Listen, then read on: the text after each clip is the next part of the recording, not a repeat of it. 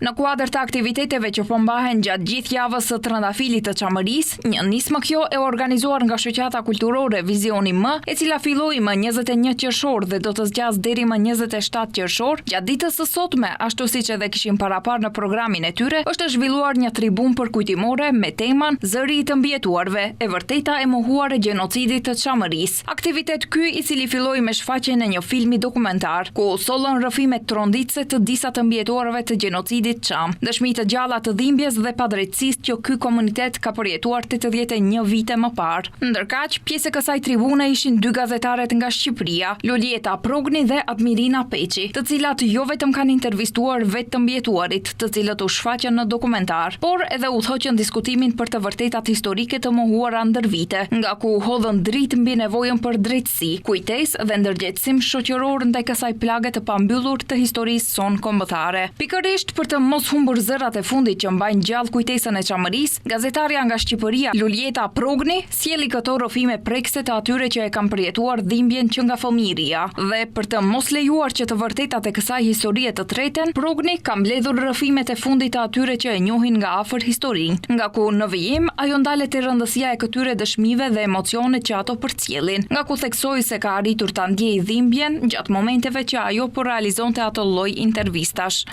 Por po i druheshim faktit ose frikës se këta njerëz edhe për shkak pandemisë mund të mos ishin më kur ne ti kërkonim ata për këto rrëfime dhe ishin të fundmit ata që e din historinë. Ata kishin qenë pothuajse, domethënë nga 5 deri në 9 vjeç mesatarisht janë personazhet, ata janë 26 intervista, rrëfime ku tregohet masakra në atë skaj dhimbje që nuk e merrni dot me mend. Tregohet malli për Çamëri, tregohet kopshti, burimi, tregohet kulla, tregohet ulliri, tregohet deti, tregohet gjithçka është në Çamëri, ashtu siç ata e kanë ruajtur, qysh kur ikën atë ditë në mënyrë më të dhunshme, të mundshme. Ndërkaq, gazetaria Admirina Peçi në fjalën e saj vlerëson se ky gjenocid përbën një nga masakrat më të rënda që i është bërë ndonjëherë popullit shqiptar, duke e cilësuar si një dhimbje që kalon kufijtë e çdo gjenocidi. Dhe dokumentat tregojnë se nga momenti që ata kanë ardhur dhe deri në 46-ën që janë bërë regjistrimet dhe raportimet e